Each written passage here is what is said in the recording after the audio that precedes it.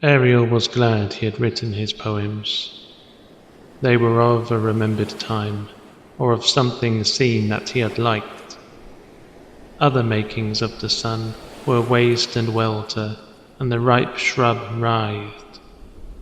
His self and the sun were one, and his poems, although makings of his self, were no less makings of the sun. It was not important that they survive.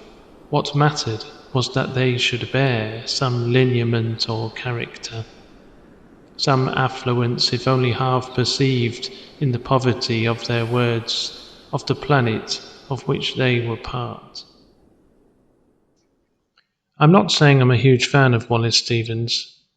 For the most part, I don't particularly enjoy modernist works of literature, and we did not even read this particular poem in class.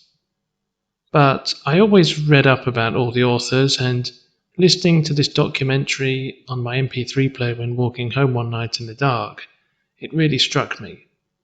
The poems we read in class were some of the more abstract and bizarre poems of Stevens, but had it not been for the American literature seminars, I might never have known about him in the first place.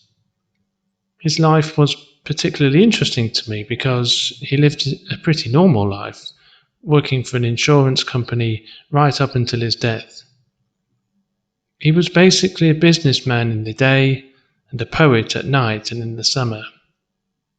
He also blossomed late in life. He was already 44, in fact, when his first poetic work, Harmonium, appeared. The poem at the start of this video, like most of his poems, has plenty for the reader to interpret separately. This is not intended to be a documentary of Stevens, nor a breakdown of his poetry, but for me it did remind me of Shakespeare's The Tempest.